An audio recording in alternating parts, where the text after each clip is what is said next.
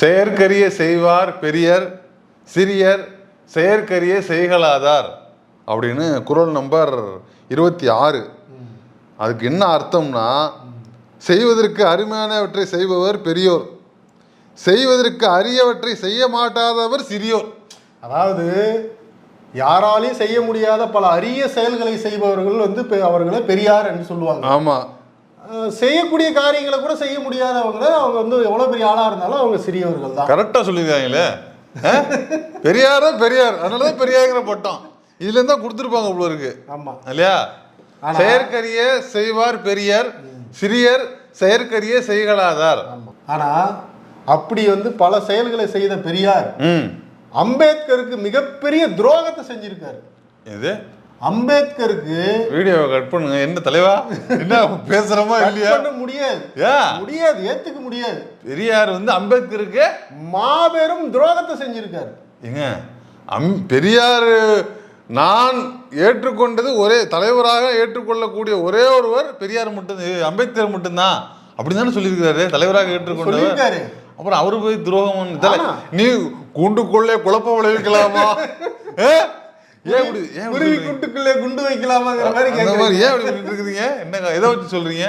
அப்படி விஷயம் இருக்கு. அப்படி ஒரு தகவல் நான் படிச்சது, தகவல் கிடைச்சிருக்கு.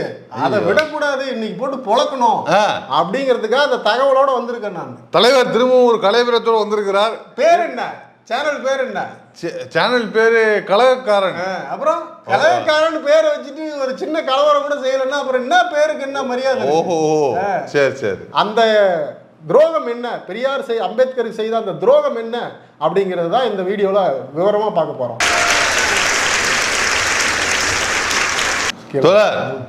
நீ பாருங்க, நான் திரும்ப சொல்றேன், ஏதாவது சட்ட சிக்கல் இதோட நிப்பாட்டிப்போ, ஒன்னும் பிரச்சனை இல்ல. தம்பி சொன்னான்ல, என்னது, என்னைக்காவது உங்களுக்கு ஒரு பிரச்சனை வருது, நீங்க ஜெயிலுக்கு போவீங்கன்னா அது கலகக்காரனாலதான் இருக்கும் அப்படின்னு சொன்னா இந்த வீடியோ கூட இருக்கலாம். அவன் ஒரு தீர்க்கதரிசி. சொல்லுங்க, என்ன என்ன என்ன அப்படிலாம் ஒண்ணு எனக்கு தெரியலையாங்க. ரெண்டு பேரும் இன்டெலக்சுவல்ஸ். அப்படி மோதி இருந்தா கூட கருத்தறியாதான் மோதி இருப்பாங்க. துரோகம் பண்ற அளவுக்குலாம் ஒண்ணும் இல்லையாங்க. செஞ்சிருக்காரு. துரோகம் என்பது ஒரு செயலால் செய்வது தானே. அப்படிதான் கூட கருத்தால தானே மோதி இருப்பாங்க. வேற என்ன செஞ்சாங்க? செஞ்சிருக்காரு. சொல்லுங்க, முக்கியமான ஒரு விஷயத்தை செஞ்சிருக்காரு. என்னன்னா, இந்திய அரசியலமைப்பு சட்டத்தை எழுதுனது யாரு? இந்திய அரசியலமைப்பு சட்டத்தின் வரைவு குழு தலைவர் அம்பேத்கர் தான். அம்பேத்கர் தான் எழுதினாரு. இன்னைக்கு கூட நம்ம பெருமையா என்ன சொல்லுவோம்? சட்ட மேதை, சட்ட மாமேதை, புரட்சியாளர் அம்பேத்கர். நம்ம பள்ளிக்கூடத்துல நமக்கு என்ன சொல்லி கொடுத்தாங்க? சட்ட மேதை, சட்ட மேதை அம்பேத்கர் அப்படின்னு தானே நமக்கு பாடம் இருக்கு, படிச்சிருக்கோம் நம்ம. அப்படிப்பட்ட உலகத்தில் இருக்கக்கூடிய பல நாட்டு சட்டங்களை ஆய்வு செய்து அது ஒரு சிறந்த ஒரு சட்டமாக இந்தியாவில் ஒரு சட்டத்தை கொடுக்கணுங்கிறதுக்காக அல்லும் பகலும் இரவும் பகலமா பாடுபட்டு அவர் இந்த சட்டத்தை நமக்கு வடிச்சு கொடுத்துருக்காரு. அந்த சட்டத்தின் மூலமா தான் நமக்கு பல்வேறு விதமான உரிமைகள் ஒடுக்கப்பட்ட மக்களுக்காகட்டும், பெண்களுக்காகட்டும், அல்லது ரொம்ப விளிம்பு நிலையில் இருக்கிறவங்களுக்காகட்டும், பழங்குடியினருக்காகட்டும், இந்த மாதிரி பல பிரிவினர்களுக்கு இந்த சட்டம் தான் இன்னைக்கு பாதுகாப்பா இருக்கு இல்லையா? அம்பேத்கர் இந்தியா உலகத்திலேயே மிகப்பெரிய சட்ட புத்தகம் இந்தியாவோட தான். ஆமா, அந்த சட்டத்தை மாபெரும் அந்த அரசியல் சாசனத்தை இன்னைக்கு பிஜேபியினர் என்ன பண்ணிட்டு இருக்காங்க? கொஞ்சம் கொஞ்சமா சுரண்டி ஒவ்வொரு எழுத்த எடுத்துக்கிட்டு இருக்கிறாங்க. அவங்க நோக்கம் அந்த சட்டத்தை முற்றிலும் தூக்கி எறிஞ்சிட்டு சனாதன சட்டத்தை கொண்டு வருவதுதான்.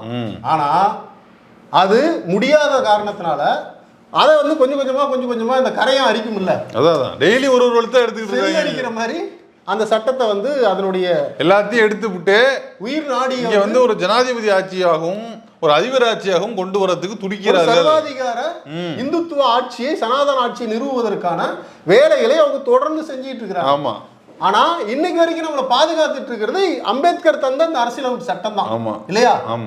அந்த அரசியலமைப்பு சட்டத்தை, அம்பேத்கர் எழுதிய அரசியலமைப்பு சட்டத்தை இந்த கிழமை ஈவேராங்கிற இந்த கிழமை கொளுத்திருக்காரா?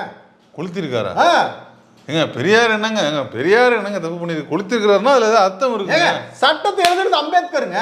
ஆமா, அந்த சட்டம் சரியில்லைன்னு சொல்லிட்டு இவர் கொளுத்திருக்காருன்னா இதை விட ஒரு மாபெரும் துரோகம் என்ன இருக்க முடியும்? அம்பேத்கருக்கு செய்த துரோகம் நேரத்தில் எனக்கு என்ன முடிவெடுக்கிறதே தெரியல. நான் பெரியார் பக்கம் நிக்கிறதா, அம்பேத்கர் பக்கம் நிக்கிறதா? இந்த கண்ணு வேணுமா, இந்த கண்ணு வேணுமா? ரொம்ப சிரமமுங்க. அரசியல்ல வரலாற்றுல இப்படி ஒரு சூழ்நிலை யாருக்கும் வரக்கூடாது. இப்ப நான் யாரு பக்கம் நிக்கிறது? நான் சொல்றதெல்லாம் கேட்டுட்டு சொல்லுங்க, கடைசியா முடிவெடுங்க. ஒரு எடுக்கிறேன். இப்போ இப்படிப்பட்ட அரசியலமைப்பு சட்டத்தை பெரியார் ஏன் கொளுத்தினார்? ஏதாவது பெரியார் கொளுத்துறாருன்னா சும்மா கொளுத்த மாட்டாரு, படிச்சு ஏதோ ஒரு காரணத்துக்காக கொளுத்திருப்பாங்கல்ல. எந்த காரணத்துக்காக கொளுத்திருந்தாலும் நாம அம்பேத்கருக்கு துரோகம் தற்கொலைகள் மாதிரி எனக்கு வெடி வைக்கிறதுக்கு பேப்பர் வேணும் அதனால கொளுத்துறலாம் கொளுத்த மாட்டாரு இல்லையா? எதுக்கோ கொளுத்தி இருக்காரு. ஆமா ஆமா. இப்போ நாம வந்து தற்கொலைகள் கிடையாது, நாம சங்கிகளும் கிடையாது, நாம வந்து சில வண்ண சங்கிகளும் கிடையாது. அப்ப நாம என்ன பண்ணணும்? எதுக்குடா அந்த கிழவன் கொளுத்துனா? அம்பேத்கர் எழுதுற சட்டத்தை எப்படி கொளுத்தலாம்? அப்போ ஏன் கொளுத்துனான்னு பார்த்துட்டு இல்ல அவரை திட்ட முடியும். ஆமா, அப்ப அதை பார்க்கணும்ல. சொல்லுங்க. சரி, என்னதான் அவர் செஞ்சிருக்காரு, சொல்லுங்க, கொளுத்துனாருங்கிறதுக்காக தான் இன்னைக்கு அவன் பார்க்க போறோம். சொல்லுங்க. அதுல என்னன்னா, முதல் விஷயம் அவர் சொன்ன காரணம் என்னன்னா, 1947 சுதந்திரம் வருது. 1948 வந்து திமுக ஆரம்பிச்சாங்க. 1950 48 சொல்றாங்க. சரி சரி. அப்போ 47 சுதந்திரம் வர்றதுக்கு முன்னாடியே இதுக்கான ஒரு வரைவு குழு வந்து அமைக்கிறாங்க. இதுக்கான சட்டத்துக்கான ஒரு வரைவு குழு. ஆமா. அந்த குழு வந்து பாத்தீங்கன்னா இவர் PR ராவ் அப்படிங்கிற அவரு வந்து எடுத்து பண்றாரு. ஓகே. அதுக்கு அடுத்து அப்பயே இந்த குழு அமைக்கும் போதே பெரியார் என்ன சொல்றாருன்னா, இந்த சட்டம் எங்களை கட்டுப்படுத்தாது, இந்த சட்டம் எங்களுக்கானது அல்ல அப்படிங்கிறார். குறிப்பா தென்னாட்டு மக்கள் ஆரம்பிச்சாரு. ஆமா, அதான் சட்டம் எழுதுறதுக்கு முன்னாடியே சொல்றாரு, இந்த சட்டம் எங்களுக்கானது அல்ல, இந்த சட்டத்தால் எங்களை கட்டுப்படுத்த முடியாது. குறிப்பா இவங்க சொல்றாங்க, இவர் பிரிட்டிஷாருக்கு வந்து ஆதரவா இருந்தாரு, இவர் வந்து அவங்களுக்கு ஆதரவா இருந்தாரு, நம்ம நாட்டுக்கு வந்து எதிராக இருந்தாருன்னு. ஏன் எதிராக இருந்தாரு? இந்த மாதிரி சட்டங்கள்லாம் கொண்டு வந்தா அதுக்கு அவர் என்ன காரணம் சொல்றாருன்னா, ஏண்டா 2000-3000 மைலுக்கு அப்பால் இருக்கிற நீ எனக்கு என்ன பிடிக்கும், எனக்கு என்ன வேணும், என் பண்பாடு என்ன, என் பழக்க வழக்கம் என்ன அப்படிங்கறதெல்லாம் வந்து தெரியாம, எங்களுடைய பிரதிநிதிகள் இல்லாம ஒரு சட்ட வரைவு குழு அமைச்சிருக்கிற, அந்த சட்ட வரைவு குழுவில் எங்களுக்கான பிரதிநிதிகளே யாருமே இல்லை. எங்களை கட்டுப்படுத்தக்கூடிய, பல கோடி இருக்கக்கூடிய தென்னாட்டு மக்களை கட்டுப்படுத்தக்கூடிய ஒரு சட்டத்தை ஏற்றனா, அந்த சட்டத்தில் எங்களுக்கான பிரதிநிதி இல்லாத போது எங்களுடைய தேவைகளே, எங்களுடைய பிரச்சனைகளே அந்த சட்டத்தில் எப்படி வந்து வரும்? அப்போ வராத போது அந்த சட்டம் எங்களுக்கு எதிராக தான் இருக்கும். அந்த சட்டத்தை ஒரு காலம் நாங்கள் ஏற்றுக்க மாட்டோம், அது எங்களை கட்டுப்படுத்தாது. அதாவது எங்களுக்கு எங்களோட பிரதிநிதி வேணும், எல்லா ஸ்டேட்ல எல்லாரோட பிரதிநிதி வேணுங்கிறார் அவரு. இந்த இந்தியாவில் உள்ள எல்லா மொழி மக்களுடைய பிரதிநிதிகள் மொழி இருக்குதுங்கிறார். ஆனா அது வந்து அப்படி இல்லாம வெறும் பார்ப்பனர்களை மட்டும், உயர் ஜாதியினரை மட்டும் வச்சு ஒரு குழு வந்து அமைக்கிறாங்க. அப்போ இதை வந்து அவர் இந்த குழு அமைக்கும் போதே அவர் எதிர்க்கிறார். அடுத்து அவர் ஆங்கிலேயர் மட்டும் எதிர்க்கல, இந்தியாவே எதிர்க்கிறாரு. ஆமா ஆமா. அப்போ அவர் என்ன பண்றாங்கன்னா, இந்த மாதிரி எதிர்ப்புகள் எல்லாம் சரி பண்றதுக்கு அம்பேத்கரை கொண்டு வந்து ஒரு முகமூடியாக அங்க உட்கார நேரு தான் கொண்டு வர்றாரு. ஃபர்ஸ்ட் யார்ட்ட கொடுக்குறாங்க, அது வந்து சரியா வரல. PR ராவ்ங்கிற ஒரு தலைவர். அதுக்கப்புறம் அது அம்பேத்கர் கிட்ட போகுது, நீங்க தான் எழுதக்கூடிய சரியான ஆள். அம்பேத்கரை அந்த குழு, வரைவு குழுவினுடைய தலைவரா போடுறாங்க. ஆமா. அதுல மொத்தம் 6 பேர்ல 4 பிராமணர்கள், உயர் ஜாதியினர், ஒரு இஸ்லாமியர், அம்பேத்கர், இவ்வளவுதான் 6 பேர். இப்போ இந்த சட்டம் வந்து எழுதப்பட்டு அது எப்போ நடைமுறைக்கு வருதுன்னா 1950 ஜனவரி 26 வந்து சட்டம் வந்து அமல்படுத்தப்படுது. ஆமா. ஆனா சட்டத்தை வந்து நவம்பர் 26 ஒப்படைக்கப்பட்ட நாள், எழுதி முடிக்க ஒப்படைக்கப்பட்ட நாள். இதை வந்து அதுக்கப்புறம் பரிசீலிச்சு நடைமுறை கொண்டு வராங்க. அந்த நாளை வந்து நவம்பர் 26 அவர் தேர்வு பண்றாரு. எதுக்கு தேர்வு பண்றாருன்னா, சட்டத்தை எரிக்கிறதுக்கு. சட்டத்தை எரிக்கிறதுக்கு அந்த சட்டத்தை மர சட்டமாங்க எரிக்கிறதுக்கு. அதான் கேளுங்க, அரசியலமைப்பு சட்டங்க. உலக வரலாற்றுல, இந்திய வரலாற்றுல அந்த நாட்டினுடைய சட்டத்தை அந்த நாட்டு குடிமக்களை எரிச்சதுங்கிறது மாபெரும் ஒரு வரலாற்று செயல் வந்து இதுதான். சரி, ஏன் எரிச்சாங்க? ஏன் எரிச்சாரு கேட்கணும்ல நீங்க. அதான் கேட்க ஒரு சைடு தவிர கூட்ட கேட்டு ஏன் எரிச்சாருன்னா, அவர் சொல்றது ஜாதியை பாதுகாக்கக்கூடிய ஒரு பிரிவு அதுல இருக்கு. ஒரு பிரிவு தான் இருக்கா? நிறைய இருக்கு. அது முக்கியமான அந்த ஜாதியை பாதுகாக்கக்கூடிய பிரிவுகளை வந்து அவர் எரிக்கிறார். என்ன பிரிவு? என்ன பிரிவுனா, பழக்க வழக்கங்கிற, அதாவது இந்துலா சட்டத்துல பழக்க வழக்கங்கிற ஒரு பிரிவு இருக்கு. பழக்க வழக்கமா எடுத்துட்டு போறது தானே, அதுல என்ன இருக்கு? எல்லாமே இருக்கு அதுல, ஜாதி தீண்டாமை எல்லாமே. நம்மளே சாதியவே பழக்க வழக்கம் சொல்லி வச்சிருக்காங்க. அப்போ அந்த பிரிவு வந்து என்னென்ன பிரிவுன்னு யாராவது தெரிஞ்சுனா கமெண்ட் பண்ணுங்க, நாங்களும் எடுத்து கமெண்ட் பண்றோம். அந்த பிரிவுகளை வந்து அவர் எரிக்கிறார். ஓஹோ, இந்த இதுக்காக இதுல எல்லாம் சாதி இருக்குன்னா, ஆமா இதெல்லாம் ஜாதியை பாதுகாக்குது. அதாவது ஜாதி ஒழிப்புக்கு என்ன வழி அப்படின்னு இன்னைக்கு வரைக்கும் நம்ம ஆய்வு பண்ணிட்டு இருக்கிறோம். என்னென்னமோ வந்து பேசிட்டு இருக்கிறோம். பல ஆய்வு அறிஞர்கள் பல பேர் பேசிட்டு இருக்காங்க. ஆனா ஒரு நாட்டினுடைய சட்டமே அதை பாதுகாக்கும் போது நீங்க எப்படி ஒழிக்க முடியும்? புரியுதா உங்களுக்கு? அப்போ பெரியார் என்ன பண்றாருன்னா, இந்த சட்டத்தை எரிக்கக்கூடிய போராட்டத்தை அறிவிக்கிறார்ல, அறிவிக்கும் போது இங்க ஒரு பெரிய பிரச்சனையாகுது. எல்லாருமே பதறி போறான். என்னது சட்டத்தை எரிக்கிறதா? இப்படி ஒண்ணு யோசிச்சே பார்க்கல எவனுமே. இதனடா புளியங்கொம்பா இருக்குது, அடிச்சா போடுறா அடி. பெரியாருடைய போராட்டங்கள் எப்படிப்பட்ட போராட்டங்கள் தெரியுமா? இதுக்கு முன்பு யாராலையுமே நடத்தப்படாத போராட்டங்கள், நடத்தப்படாத மட்டும் இல்ல, யோசிச்சு கூட பார்க்காத போராட்டம். படிச்சல என்னென்ன தெரியுமா? செயற்கரிய செய்வார் பெரியார், செயற்கரிய செய்வார் பெரியார், பெரியார். திருவள்ளூருக்கே தெரிஞ்சிருக்கு. பெரியார் ஒருத்தர் வருவாரு, அங்க இருந்து எடுத்து கொடுக்க பட்டம் தான் இது. ஆமா ஆமா, திருவள்ளூர் அப்படிதான் நான் ஃபீல் பண்றேன். அல்ல, திருவள்ளுவர் அப்படி யோசிச்சு எழுதியிருக்காரு. திருவள்ளுவர் எழுதுறதுக்கு தகுந்த மாதிரியே ஒரு மனிதர் நமக்கு கிடைச்சிருக்காரு. அப்ப என்ன சொல்றாருன்னா அவர்னா, இந்த ஜாதியை ஜாதி இருக்கும் நாடு சுதந்திர நாடு ஆகுமா? இது பெரியார் கேட்ட கேள்வி. ஜாதியும் பாப்பானும் பறையனும் பல்லனும் பெண்ணடிமைத்தனமும் இருக்கக்கூடிய ஒரு நாடு எப்படா சுதந்திர நாடு ஆகும் அப்படின்னு ஒரு கேள்வி கேட்கிறாரு. கேட்டுட்டு இந்த ஜாதி ஒழிப்புக்கான ஒரு போராட்டத்தை அறிவிக்கிறார். அறிவிச்ச உடனே இங்குள்ள காங்கிரஸ் கவர்மெண்ட், காமராஜர் தாங்கிய ஒரு காங்கிரஸ் கவர்மெண்ட் இருக்கு. இப்போ அரசியலமைப்பு சட்டத்தை எரித்தால் என்ன தண்டனைங்கிறது சட்டத்திலே இல்ல, சட்டத்திலே இல்ல. இல்ல அந்த மாதிரி எல்லாம் வந்து சீமான் கிடையாது. பெரியார் என்ன பண்றாருன்னா, போராட்டத்தை அறிவிச்சதோடு மட்டுமல்லாம அரசுக்கு ஆலோசனை சொல்றாரு. என்னன்னா, தம்பி நீங்க எழுதுன சட்டத்துல நான் இந்த சட்டத்தை புத்தகத்தை கொடுத்தனா என்ன தண்டனைங்கிறது இல்ல, படிச்சுட்டாரு. இவரே சொல்றாரு அதெல்லாம் இல்ல, நான் உங்களுக்கு அவகாசம். அதனால வந்து சீமான் மாதிரி நான் என்ன தண்டனை அப்படின்னு சொல்றா, நீ உனக்கு அவகாசம் தரேன், சட்ட திருத்தம் பண்றேன்னா பண்ணிக்கோ, ஒரு சட்டத்தை உருவாக்கிக்கோ. இதுக்காக என்ன இல்ல, இதாங்க செயற்கரிய செய்வார் பெரியார் இல்லங்க, என்ன ஒரு வீரங்க. அதாவது சட்டத்துல தான் தண்டனை இல்ல, ஹீரோயிசம் சட்டத்துல தான் தண்டனை இல்லையே, ஓடி போய் கொளுத்திட்டு வந்துடலாம் அப்படின்னு இல்ல தம்பி, அதுல தண்டனை இல்ல, நீ என்ன உனக்கு அவகாசம் தரேன், டைம் எடுத்துக்கோ, நீ வந்து சட்டத்தை உருவாக்கிக்கோ, தண்டனைக்கு என்னங்கிறத சட்டத்தை கூடி பேசி அதுக்கு ஒரு சட்டத்தை எல்லாம் கூடி பேசி முடிவு பண்ணிக்கோ, அதுக்கப்புறம் நான் கொளுத்துறேன் அப்படின்னு அறிவிக்கிறாரு. வேற லெவல் ஹீரோயிசம் அது. இந்த தகவல் இப்பதாங்க கேள்விப்படுறேன். இது மட்டும் இல்ல, அவர் நடத்திய போராட்டங்களை அவருக்கு முன்பும் யாரும் நடத்தியது இல்ல, அவருக்கு பின்பு யாரும் நடத்தணும்னு நினைச்சு கூட பார்த்தது இல்ல. அதான் சொல்றாங்களே, அதான் சொல்றாங்கல்ல, போராட்டம் கேளுங்க, செயற்கரிய செய்வார் பெரியார். என்னென்ன போராட்டம் கேளுங்க, சும்மா ஒரு 4-5 மட்டும் சொல்லுங்க. இந்திய வரைபடத்தை கொளுத்துறது, இந்திய வரைபடத்தை கொளுத்துறது உலகத்துல எவனுமே செஞ்சிருக்க மாட்டான். நம்ம ஆளுங்க போயில கொளுத்திட்டு இருப்போம், போயில கொளுத்துறதுக்கு பதிலா இதை கொளுத்துறாரு. என்னன்னு கொளுத்துறாரு? தமிழ், இதுவும் பழைய மேப்பு தான். தமிழ்நாடு நீங்களாக கொளுத்துறாரு. தமிழ்நாடு நீங்க அது ஒண்ணு, தமிழ்நாடு நீங்களாக கொளுத்துறாரு. சரி, அடுத்து தேசிய கொடியை கொளுத்துறாரு. தேசிய கொடியை கொளுத்துறாரு. ஏங்க அப்படி பேசவே முடியாதுங்க, அது நமக்கு காரணம் இல்லை, நாங்க வரலாற்றை தான் சொல்லிட்டு இருக்கிறோம். ஆமா, தேசிய கொடியை கொளுத்துறாரு. அதுக்கப்புறம் சட்டத்தை கொளுத்துறாரு. சரி, அப்புறம் காந்தி சிலையை உடைக்கிறாரு. நிறைய பேருக்கு வந்து பிள்ளையார் சிலையை உடைச்சாரு பெரியார், பிள்ளையார் சிலையை உடைச்சாருன்னு சொல்லி, ராமர் சிலையை உடைச்சாரு அப்படின்னு சொல்லிட்டு இருப்பாங்க. ஆனா காந்தி சிலையை உடைக்கிற, காந்தி சிலைனா நிக்கி வச்சிருக்கிற சிலை இல்லைங்க, காசு கொடுத்து ஒரு சின்ன சிலை காந்தி சிலையை வாங்கி அதை போட்டு. ஓஹோ, புரியுதா உங்களுக்கு? பெரியார் தான் போல இருக்கு. ஜாதிக்கும் பார்ப்பனியத்துக்கும் ஆதரவாக காந்தி செயல்படுகிறாருன்னு சொல்லிட்டு காந்தி வந்து சிலையை வாங்கிட்டு வந்து உடைக்கிறார்.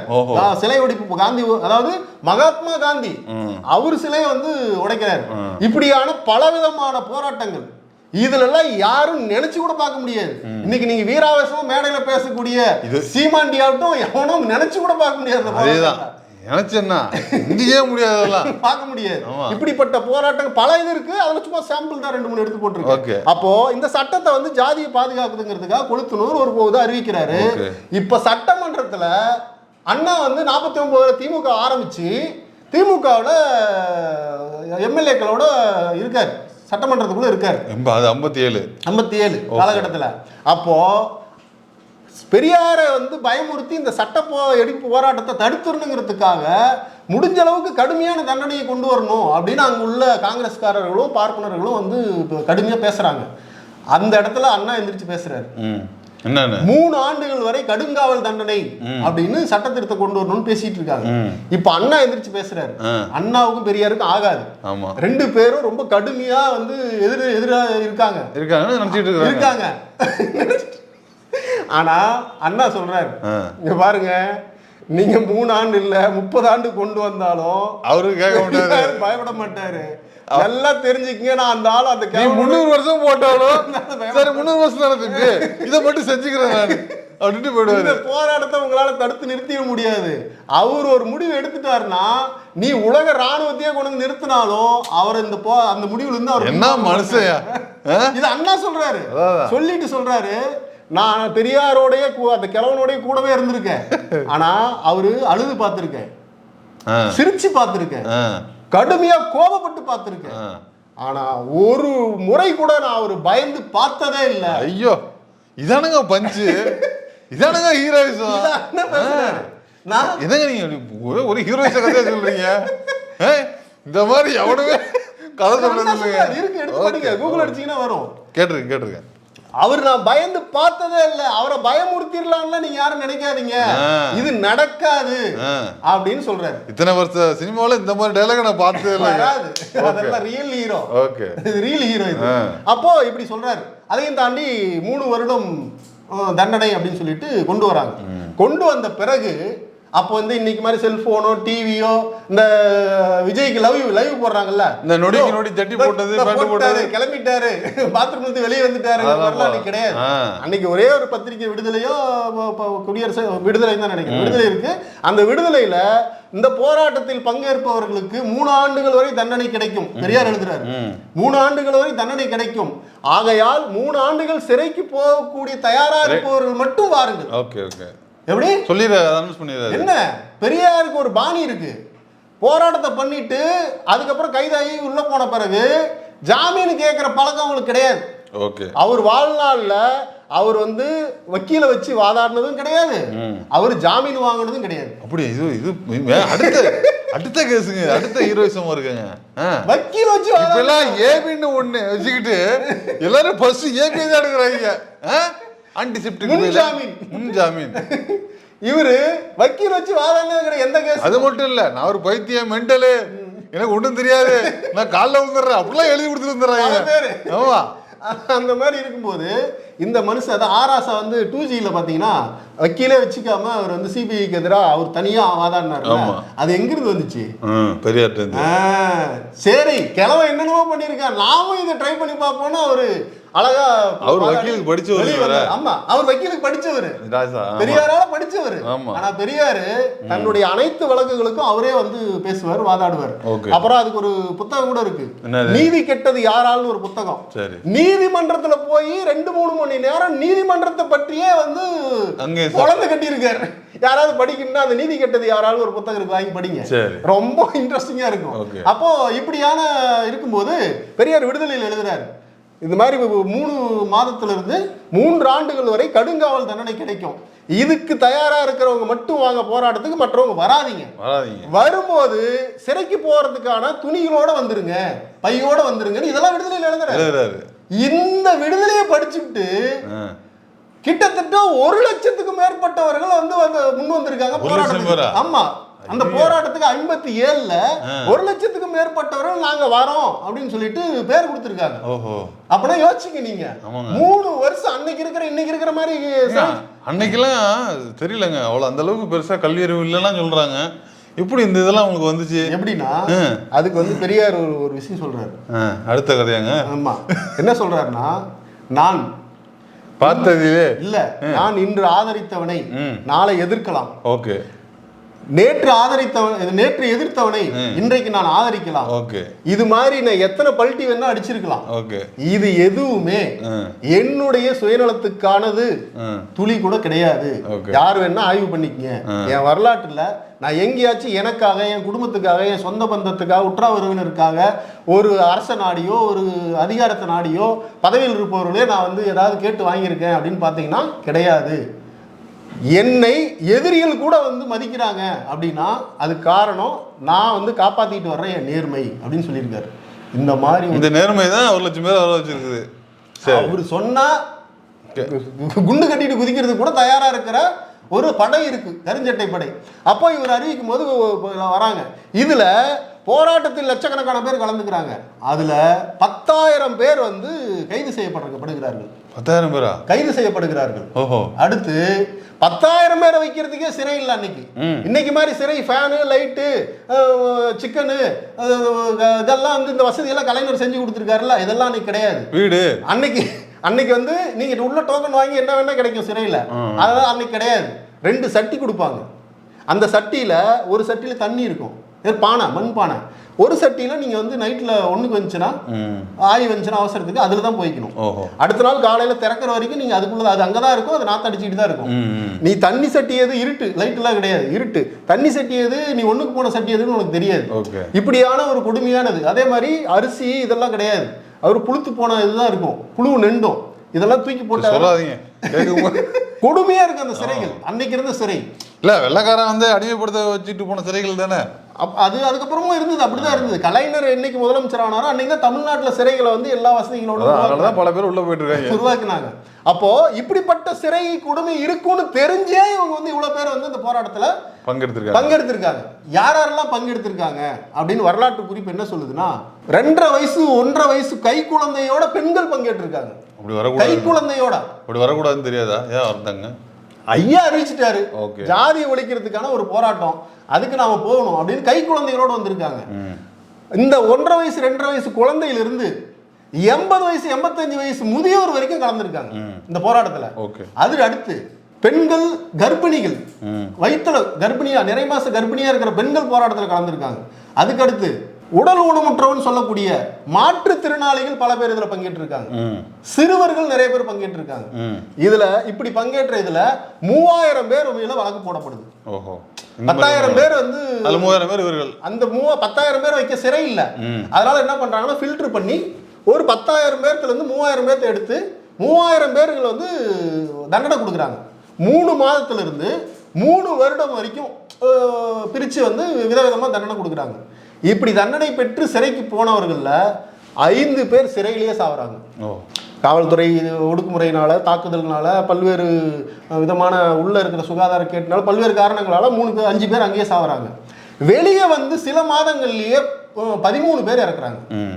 மொத்தம் 18 பேர் இந்த சட்டத்தை, ஜாதி ஒழிப்புக்கான சட்ட எழுப்பு போராட்டத்துல பலியே இருக்காங்க. இதுல இன்னொரு சுவாரஸ்யமான விஷயம் என்ன தெரியுமா? ராமசாமி கிழவன் அறிவித்த இந்த சட்ட எரிப்பு போராட்டத்துல பெரியசாமின்னு ஒருத்தர் கலந்துக்கிறாரு. அந்த பெரியசாமி தூத்துக்குடி மாவட்டத்தை சேர்ந்தவர். அந்த பெரியசாமி ஒரு சிறையில வந்து இருக்காரு. அந்த சிறைக்கு ஒரு கவர்னர் வராரு. அன்னைக்கு இருந்த கவர்னர் வந்து வராரு, சிறை பார்வையிடுறதுக்காக வராரு. வரும்போது அங்க ஒரு சிறுவன் இருக்கான். இப்ப நான் சொன்னது பெரியசாமின்னு. பெரியசாமின்னா பெரிய ஆள் கிடையாது, 13-14 வயசு உள்ள ஒரு பையன். இப்ப கவர்னர் பார்த்துட்டு, ஏப்பா ஏன் சின்ன பையன் மாதிரி இருக்கான், ஏன் இவனை என்ன மன்னிச்சுட்டு நம்ம என்ன தப்பு பண்ணாவன் அப்படின்னா, இல்லைங்கய்யா அவர் இந்த மாதிரி சட்டத்தை எரிச்சிட்டு வந்திருக்காரு. ஆனால் அவன் சின்ன பையன், அவனுக்கு என்ன தெரியும், அவனை போய் வச்சிருக்கீங்க, சரி அவன் வெளியே விடுங்க அப்படின்னு சொல்லிட்டு அந்த தம்பிக்கிட்ட போய் கவர்னர் பேசுறாரு. பெரியசாமி என்ற அந்த சிறுவனிடம் கவர்னர் போய் பேசுறாரு. என்னன்னு பேசுறாரு? தம்பி, சரி சரி ஒன்று விட்டு போ, நீ வந்து நான் செஞ்சது தப்புன்னு வந்து சொல்லிட்டு நீ போ, நீ வந்து சின்ன பையன் போய் இருக்கக்கூடாது, நீ போ, நான் செஞ்சது தப்பு தான் அப்படின்னு சொல்லிட்டு போ, நான் வெளியே விட சொல்றேன் அப்படின்னு சொல்லிட்டு, ஏங்க இவனை வெளியே விட்டுருங்க அப்படின்னு சொல்லிட்டு கவர்னர் சொல்றாரு. போக்குல போயிட்டாப்ல அப்படின்னு சொல்றாரு. சொல்லி அவர் நகரும் போது அந்த பெரியசாமி சொல்றாரு, ஐயா ஒரு நிமிஷம் இருங்க, என் தலைவன் பெரியார் அறிவிச்ச போராட்டத்துல சட்டத்தை கொளுத்திட்டு நான் சிறைக்கு வந்திருக்கேன். ஒருவேளை நீங்க என்ன வெளியே விட்டீங்கன்னா மீண்டும் போய் என் தலைவன் சொன்ன அந்த காரியத்தை மறுபடியும் ஒரு சட்டத்தை நான் கொளுத்துவேன், மறுபடியும் இங்க தான் வருவேன், நான் நீங்க வெளியே விடுறதுனா விடுங்க, மீண்டும் நான் போய் சட்டத்தை கொளுத்துறேங்கிறாரு. அந்த பெரியசாமி சொல்றாரு, நான் சிறுவனை அவரு இவருன்னு சொல்றேன்ல, அந்த நெஞ்சுரம் இருக்குல்ல, அதுதான் நீ வெளியே விட்டாலும் என் தலைவன் சொன்ன காரியத்தை மீண்டும் நான் போய் பண்ணுவேன் அப்படின்னு ஒரு 13-14 வயசு பையன் சொல்லியிருக்கான்னா பெரியாருடைய அந்த தாக்கம் எப்படி இருந்திருக்குன்னு யோசிச்சு பாருங்க. இப்படியாக இந்த அவங்கள பெரியாரு என்னத்துக்காக யூஸ் பண்ணாருன்னு இல்லையா? பெரியார் வந்து மாணவர்களை என்னைக்குமே போராட்டத்துக்கு கூப்பிடவே மாட்டார். ரெண்டு தரப்பை வந்து பெரியார் போராட்டத்துக்கு கூப்பிட மாட்டார். ஒன்று, ஒடுக்கப்பட்ட மக்களை கூப்பிட மாட்டார், அதாவது பட்டியலின மக்களையும் இந்த ஒடுக்கப்பட்ட மக்களை கூப்பிட மாட்டார், போராட்டத்துக்கு வாங்கன்னு சொல்ல மாட்டார். அடுத்து மாணவர்களை வாங்கன்னு சொல்ல மாட்டார். ஏன்னா இவங்க ரெண்டு பேருமே வந்து மாணவர்கள் படிக்கணும், ஒடுக்கப்பட்ட மக்கள் அவங்களே கொடுமையா இருப்பாங்க, அவங்களையே போராட்டத்தை கூப்பிட்டு அவங்கள இது பண்ணுன்னு சொல்லிட்டு கூப்பிட மாட்டார். அப்படிப்பட்ட அந்த போராட்டத்தில் இவங்க கலந்துக்கிறாங்க. அடுத்து இந்த மாதிரி இருந்த இந்த 3 ஆண்டுகள் வரை தண்டனை பெற்ற பிறகு விடுதலை ஆகிறாங்க 3 வருஷம் கழிச்சு. அதில் ஒரு கணவர் வந்து சிறையிலேயே இறந்துடுறாரு. மணியம்மை வந்து அந்த குடும்பத்தை போய் பார்க்கறதுக்கு போறாங்க. யாரு? அந்த கணவர் இறந்த குடும்பத்தை மணியம்மை அந்த குடும்பத்தை போய் பார்த்து அந்த மனைவி கிட்ட போய் பேசுறதுக்கு போறாங்க, ஆறுதல் சொல்ல போறாங்க. அப்போ போகும்போது அந்த மனைவி என்ன சொல்றாங்கன்னா, அம்மா நீங்க வருத்தப்படாதீங்க, இப்போ நம்ம வருத்தத்தோட தான் போவோம், நம்மளால தானே ஒரு கணவர் இழந்து இருக்காங்கன்னு சொல்லி போவோம் இல்லையா? போயிருக்காங்களா? போயிருக்காங்க. அந்த பழக்கம் அப்ப இல்ல, இல்ல நேர்ல போயிருக்காங்க, பஸ் முடிச்சு விட்டு வர சொல்ல வேண்டியது. என்னங்க இது, இவங்க நேர்ல போயிருக்காங்க. அப்ப அந்த அம்மா சொல்லுது, இவங்க ஆறுதல் சொல்றாங்க. யாருக்கு? அந்த கணவரை இழந்த அந்த பெண்ணுக்கு வந்து ஆறுதல் சொல்றாங்க. அந்த அம்மா மணியம்மைக்கு ஆறுதல் சொல்லுது. என்னன்னு சொல்லுது? பாட்டிலுக்கு 10 ரூபாய். என்னன்னு சொல்லுது? பாட்டிலுக்கு 10 ரூபாய். என்னன்னு சொல்லுதுன்னா, அம்மா நாங்க வந்து என் கணவர் இறந்துட்டாருங்கிறத நாங்க வந்து வருத்தப்படலை, அதை நாங்க பெருமையா தான் நினைக்கிறோம். எதிர்கால சந்ததியினுடைய நல்லதுக்காக என் கணவர் உயிர் தியாகம் பண்ணியிருக்காருன்னு நாங்க பெருமையா தான் நினைக்கிறோம். ஐயா அடுத்த போராட்டத்தை இது மாதிரி ஏதாவது அறிவிச்சா, என் பையன் இருக்கான் அனுப்பி வைக்கிறேங்குது அந்த அம்மா. இதுதான் இது எங்கேயோ கேள்விப்பட்டிருப்பீங்களா இந்த கதையை? துப்பாக்கி படத்துல பாத்துருக்காங்க. இல்ல இந்த கதையை எங்க கேள்விப்பட்டிருப்பீங்க? எங்க கேள்விப்பட்டிருப்பேன்? இலக்கியத்துல வந்து பாத்தீங்கன்னா, போருக்கு போன கணவர் வந்து இறந்துட்டாரு அப்படின்னு சொல்லும் போது தாய் கிளை வந்து தன் பையனை அனுப்பி வைக்கும். கலைஞர் கூட ஒரு வசனம் யூடியூப்ல இருக்கு, மனோவரம்னு நினைக்கிறேன். அந்த வசனத்துல தாய் கிளை வந்து தன் பையனை வந்து போருக்கு அனுப்பி வைக்கும். ஆமா. அப்போ அதே மாதிரி ஒரு நம்ம அதுக்கு இலக்கியம் நம்ம நடஞ்சா இல்லையான்னு தெரியாது, ஆனா இங்க ரியலா நடந்திருக்கு. இப்படியான ஒரு இது. அடுத்து வந்து பார்த்தீங்கன்னா, ஒரு கணவர் வந்து சிறைக்கு போயிட்டு 3 வருஷம் கழிச்சு வராரு. 1 வருஷம் கழிச்சு அவர் ரிலீஸ் பண்றாங்க. அப்போ வரும்போது 1 வாரம் தான் அவங்களுக்கு திருமணம் ஆகி, போராட்டத்தில் கலந்துக்கும் போது அவங்களுக்கு 1 வாரம் தான் திருமணமாகி 1 வாரத்தில் அவர் போராட்டத்துக்கு போறாரு. போய் 1 வருஷம் வரைக்கும் சிறையில் இருக்காரு. இந்த அதிர்ச்சியில் வந்து அந்த மனைவி, அது விவரம் தெரியாத ஏதோ ஒரு பெண்ணாட்டு இருக்குது, அது என்ன ஆகுதுன்னா புத்தி பேதலிச்சு போகுது. அது வந்து மனநலம் பாதிக்கப்பட்டு வெளியே வந்து பார்த்தா தன் மனைவிக்கு தான் கணவங்கிறதே தெரியல, அடையாளம் தெரியல. இப்படியே பல வருடங்கள் வந்து அது இது இல்லாமல் இருந்திருக்கு, சுயநினைவு இல்லாமல் அல்லது ஒரு புத்தி பேதலிச்சு போய் இருந்திருக்கு. இப்படியான பலவிதமான கொடுமைகள். கர்ப்பிணி பெண்கள் சிறையில் வந்து பிள்ளை பெற்றிருக்கிறாங்க, சிறைக்குள்ளேயே பிள்ளை பெற்றிருக்கிறாங்க. இப்படியாக ஒரு போராட்டம். சரி, ஜாதி ஒழிப்புக்கு என்னென்னமோ பேசிட்டு இருப்பானுங்க, ஆனால் இவ்வளோ பெரிய ஒரு மாபெரும் போராட்டத்தை வந்து ஜாதி ஒழிப்புக்காக செஞ்சுருக்காங்க. இன்னைக்கு கூட வந்து பல்வேறு திராவிட இயக்கங்கள், இரட்டை டம்ளர் உடைப்பு, தீண்டாமை சோறு இடிப்பு இப்படின்னு பல்வேறு ஜாதி எங்கெங்கெல்லாம் பிரச்சனை இருக்கு, கோயம்புத்தூர்ல கூட ஏதோ ஊரில் பஸ் வந்து போக மாட்டேங்குது அப்படின்னு கூட ஒரு போராட்டத்தை அறிவிச்சிருக்காங்க. அப்போ இந்த மாதிரி பல்வேறு போராட்டங்கள் அறிவிக்கும் போது உச்சபட்ச போராட்டம் ஜாதியை பாதுகாக்கும் சட்டத்தையே இருக்கிற போராட்டம். சரி, இப்போதான் வந்து நாம் என்ன சொல்லணும் அப்படின்னா, பெரியார் அம்பேத்கர் எழுதின சட்டத்தில் ஜாதிய பாதுகாப்பு இருக்கு இல்லையா? அப்ப அம்பேத்கருக்கு தெரியாதா இது? ஆமா, அம்பேத்கர் தெரியாது. கேள்வி கேக்குறீங்க நீங்க. நீங்க சொல்ற கதையில நான் அம்பேத்கருக்கு தெரியாது. அவரு தானே வரைவு குழு தலைவரா இருந்தாரு, அவர் எப்படி இப்படி எழுதி இருப்பாரு அப்படின்னு ஒண்ணு இருக்குல்ல. இப்போ பெரியார் இந்த சட்டத்தை எழுதின் ஊடாக சமூக ஊடகங்களில் பல இடங்கள்ல பாத்தீங்கன்னா சில நீல வண்ண பல சங்கிகள் வந்து என்ன சொல்றாங்கன்னா, பெரியார் அம்பேத்கர் எழுதின சட்டத்தையே கொளுத்திட்டாரு, அவர் இப்ப அம்பேத்கருக்கு மிகப்பெரிய துரோகம் செஞ்சிருக்காரு அப்படின்னு பேசிக்கிட்டு எழுதிட்டு இருக்காங்க. இப்போ அம்பேத்கர் என்ன சொல்றாருன்னு நம்ம பார்ப்போம். என்ன சொல்றாரு? 1950 ஜனவரி 26 அமலுக்கு வந்துச்சு இல்லையா? அம்பேத்கர் 1953 ஒரு ஸ்டேட்மெண்ட் விடுறாரு. என்னது? இந்த சட்டத்தை நான் எழுதினேன் என்று அப்பயே சொல்லியிருக்கேன். அந்த ஈழசைங்கெல்லாம் அன்னைக்கே இருந்திருக்கான். அதில் உள்ள குறைகள் எல்லாம் சொல்லி சொல்லி அம்பேத்கர் தான் எழுதினாரு. அப்ப இதெல்லாம் அம்பேத்கர் தெரிஞ்சுதான் வச்சிருப்பாரு. அப்ப இது நீங்க அம்பேத்கர் நீங்க குறை சொல்றீங்க, அம்பேத்கர் நீங்க இழிவுபடுத்துறீங்க அப்படின்னு அம்பேத்கர்னு சொல்லி சொல்லி அந்த சட்டத்தை நியாயப்படுத்த பார்த்திருக்காங்க. இதை பார்த்து பார்த்து பொறுமை இழந்த அம்பேத்கர் என்ன சொல்லியிருக்காருன்னா, டேய் இந்த சட்டத்துல நான் ஒரு பணியாளனை போல நடத்தப்பட்டேன். எப்படி?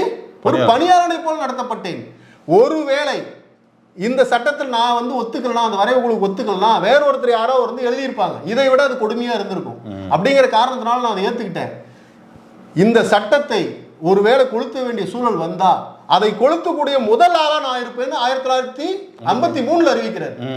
யாரு? அம்பேத்கர். 1953 அம்பேத்கர் அறிவிக்கிறாரு. அம்பேத்கர் சொன்னதை பெரியார் ஒருத்தர் செஞ்சு காட்டினார். இப்ப சொல்லுங்க, பெரியார் அம்பேத்கர் வந்து பெரியார் துரோகம் பண்ணாரா? இல்ல. பெரியார் அம்பேத்கர் சொன்னதையும் பேசினார். ரைட். இப்ப புரியுதா? தலைவர் சொன்னதை நான் செய்தேன் அப்படிங்கிற மாதிரி அவர் சொல்றாரு. வைக்கம் போராட்டம் தான் எனக்கான. அத வந்து அதுக்கப்புறமா அம்பேத்கரை தலைவராக ஏற்றுக்கொண்ட யாருமே செய்யல. இதுதாங்க வேணும். அப்போ அம்பேத்கர் தலைவர் திரும்ப மட்டும் மனுஸ்மிருதி அச்சடிச்சு எல்லாரும் கொடுத்துருக்காரு இல்லையா? ரைட். அப்போ எந்த இடத்திலும் பெரியாரும் அம்பேத்கரும் முரண்படவில்லை, வேறு வேறு கிடையாது. இவர் சொன்னதை அவர் செய்தார், அவர் சொன்னதை இவர் செய்தார். அப்படிதான் அவரால் செய்ய இயலாததை பெரியார் அவருடைய ஒரு பணியை தன் தோளில் சுமந்து கொண்டு சட்டத்தை எரித்து சிறைக்கு போனார். இந்த வரலாறு உலகத்தில் வேறு யாருக்குமே கிடையாது. சமத்துவத்தை விரும்பக்கூடிய மக்கள், ஜாதி ஒழிக்கப்பட வேண்டும் என்று நினைக்கக்கூடிய மக்கள், இந்த சட்டத்தில் இருக்கக்கூடிய இந்த ஜாதி பாதுகாப்பை நாம் நீக்கினால் மட்டும்தான் இந்தியாவில் இந்த தீண்டாமை, ஜாதி போன்ற கொடுமைகள் ஒழியும். இப்படிப்பட்ட இந்த சட்டம் ஜாதியை பாதுகாக்கிறது அப்படிங்கிறதுக்காக அம்பேத்கரும் அதில் உள்ள குறைகளுக்காக அந்த சட்டத்தை கொளுத்துவேன், எனக்கு வாய்ப்பு கிடைத்தால் கொளுத்தக்கூடிய முதல் ஆளாக நான் இருப்பேன்னு சொன்னாரு. அதே மாதிரி அதை செஞ்சு காட்டினார் பெரியார். இப்போ இந்த மாதிரியான ஜாதியை ஒழிக்கணும், சமத்துவத்தை வந்து கொண்டு வரணும், தீண்டாமையை ஒழிக்கணும், இந்த மாதிரி எண்ணம் உள்ளவர்கள் எல்லாம் இந்த ஜாதி ஒழிப்பு மாவீரர் நாள் அப்படிங்கிற இன்றைய இந்த நாள், அதாவது நவம்பர் 26ங்கிற இந்த நாள் தான் இந்தியாவில் ஜாதியினுடைய ஆணி வேரை அஸ்திவாரத்தை அசைத்து பார்த்த ஒரு நாள். அந்த போராட்டம் தான் சட்ட எரிப்பு போராட்டம். ரொம்ப முக்கியமான நாள், ரொம்ப முக்கியமான ஒரு நாள். நிறைய பேர் நினைவு கூறாத சாதிக்காக பெரியார் என்ன செய்தார்னு பல பேர் கேட்கிறாங்க. சட்டத்தை எரிச்சாரா? இது இது எவனாலும் சிந்திச்சு கூட பார்க்க முடியாது. அது மாதிரி ஒருத்தர் செஞ்சுட்டு அப்புறம் பெரியார பேசுங்க, கேள்வி கேள்வி அப்புறம் சொல்லுவோம் கேள்வி கேள்வி பெரியார் தாண்டி நான் உள்ள இருந்தேன், பெரியாரை தாண்டி நான் சாதிக்காக செஞ்சேன் அப்படின்னு சொல்லுங்க. அதுதான் இன்னைக்கு கொடுத்தனா தேச துரோகம் கேஸே வேற. இன்னைக்கு எவனா செய்ய முடியுமா அத? அப்போ ஜாதியை பாதுகாக்கும் சட்டத்தை கொளுத்திய, ஜாதி ஒழிப்புக்காக தங்களை இன்னும் இதை ஈர்ந்த அந்த மாவீரர்களுக்கு, அதுக்கு சிறைக்கு போனா அதுல துன்பம் அனுபவிச்ச இந்த மாவீரர்களுடைய பலனை தான் நாம் இன்னைக்கு இந்த அளவுக்கு வந்து தமிழ்நாட்டில் அல்லது தென்னாட்டில் நாம் வந்து அனுபவிச்சுட்டு இருக்கிறோம். அதை நாம் வருடம் இதை வந்து நினைவு கூறணும், நம்ம அடுத்த சந்ததி கொண்டு போய் சேர்க்கணும். இதுல இன்னும் நிறைய தகவல்கள் இருக்கு. நான் சொன்னதெல்லாம் ரொம்ப இன்னமும் அந்த சட்டங்கள் அப்படியே இருக்கப்படுதா? ஆமா இருக்கு. திருத்தவே திருத்தவே இல்லை. இதை திருத்தும் வரைக்கும், இதை நீக்கும் வரைக்கும், அது வரைக்கும் வந்து சமத்துவம் இந்தியாவில் வராது. அதை நோக்கி நம்மளுடைய அடுத்த தலைமுறைக்கு நாம் விழிப்புணர்வு ஏற்படுத்துவோம், சமத்துவத்தை வந்து கொண்டு வர முயற்சி செய்வோம் என்று சொல்லிக்கொண்டு கழகக்காரனுடைய இந்த சிறப்பு பதிவை முடித்துக் கொள்கிறோம்.